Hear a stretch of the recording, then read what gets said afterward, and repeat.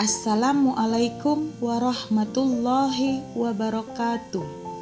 Perkenalkan, nama saya Nur Latifah Marbun, SPD.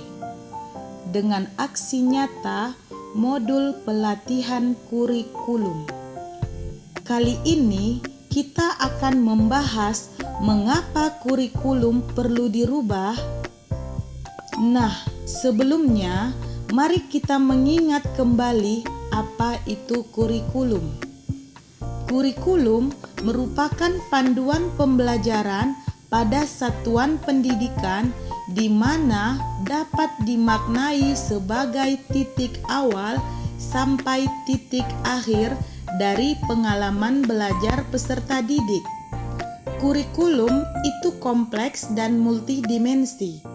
Kurikulum juga sering diibaratkan sebagai jantung pendidikan.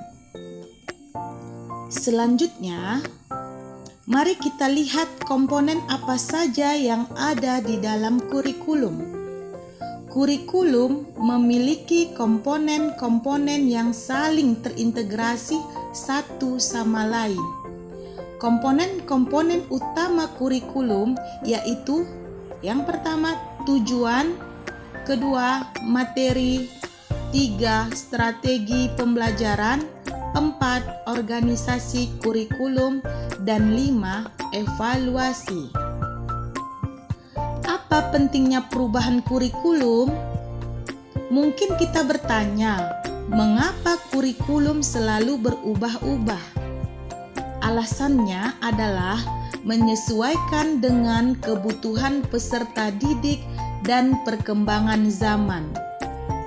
Kurikulum yang baik adalah kurikulum yang sesuai dengan zamannya dan terus dikembangkan atau diadaptasi sesuai dengan konteks dan karakteristik peserta didik demi membangun kompetensi sesuai dengan kebutuhan mereka kini dan masa depan. Selanjutnya, bagaimana kita melihat anak zaman dulu dan anak zaman sekarang? Salah satu contohnya dalam metode belajar. Metode belajar zaman dulu dan zaman sekarang. Pada zaman dulu, para guru dalam menyampaikan materi dengan cara langsung dijelaskan pada siswa, dan siswa menjadi penyimak apa saja yang dijelaskan guru. Pembelajaran yang dilakukan pun sebatas apa yang disampaikan oleh guru. Siswa pada zaman dulu cenderung menurut pada apa yang disampaikan oleh seorang guru. Sedangkan siswa zaman sekarang dituntut lebih aktif dalam proses kegiatan pembelajaran, memberi ruang gerak yang bebas pada siswa untuk mencari informasi sebanyak mungkin tanpa terbatasi oleh pengetahuan yang dimiliki oleh seorang guru. Selanjutnya, mari kita lihat cita-cita anak. Cita-cita anak zaman dulu dan zaman sekarang.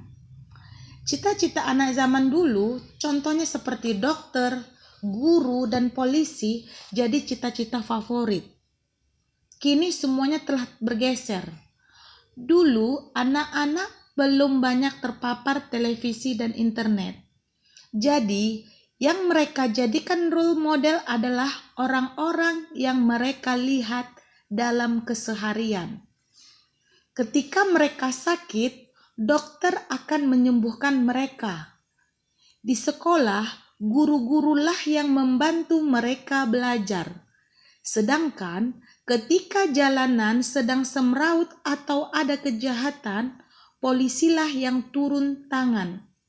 Jadi, tidak heran mereka menjadikan profesi-profesi tersebut sebagai cita-cita masa depan. Mereka melihat dokter, guru, dan polisi sebagai sosok-sosok mulia yang patut jadi panutan. Semua murni karena mereka melihat profesi tersebut adalah profesi yang baik dan berguna untuk orang banyak. tetapi sangat berbeda dengan cita-cita anak zaman sekarang. Karena banyak anak zaman sekarang bercita-cita menjadi YouTuber, selebgram, fashion style, pemain game profesional. Makin kesini, anak-anak semakin banyak terpapar televisi dan internet. Aneka profesi pun bermunculan dengan menjamurnya televisi dan internet. Apa itu maksud pendidikan?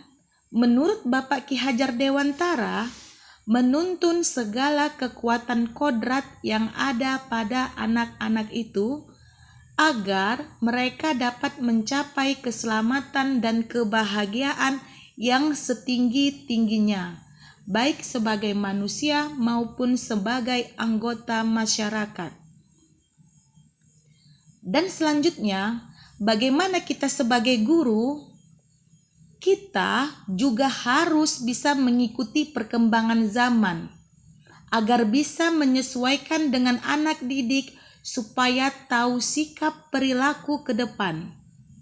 Karena anak-anak milenial punya karakter tersendiri.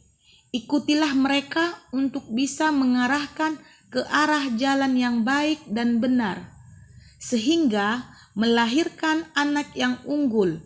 Guru juga harus dapat melahirkan generasi penerus yang handal. Mengapa kurikulum perlu dirancang? Bagaimana merancangnya? Dalam merancang kurikulum harus ada kolaborasi dari berbagai pihak, termasuk guru, kepala sekolah, orang tua siswa, dan siswa. Kurikulum dirancang harus sesuai dengan kebutuhan siswa dan pengalaman hasil belajar serta kepentingan siswa sebagai perwujudannya. Nah, di sini kepala sekolah, guru, dan orang tua berkolaborasi untuk mengetahui bakat dan kebutuhan apa saja yang dibutuhkan oleh siswa di sekolah. Mengapa kurikulum perlu diadaptasi? Alasannya, karena untuk menyesuaikan dengan kebutuhan peserta didik dan perkembangan zaman. Kurikulum yang baik adalah kurikulum yang sesuai dengan zamannya dan terus dikembangkan atau diadaptasi sesuai dengan konteks dan karakteristik peserta didik, demi membangun kompetensi sesuai dengan kebutuhan mereka kini dan masa depan. Untuk itulah kita rancang kurikulum operasional Satuan Pendidikan atau KOSP.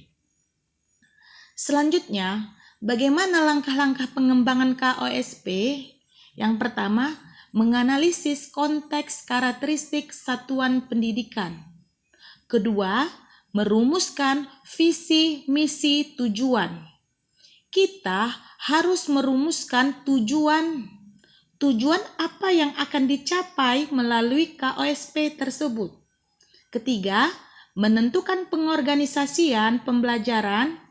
Di sini kita sebagai guru harus bisa mengorganisasikan pembelajaran apa yang cocok yang dibutuhkan siswa di sekolah. Keempat, menyusun rencana pembelajaran. Kelima, merancang pendampingan, evaluasi, dan pengembangan profesional. Baik, demikianlah aksi nyata dari saya untuk modul kurikulum.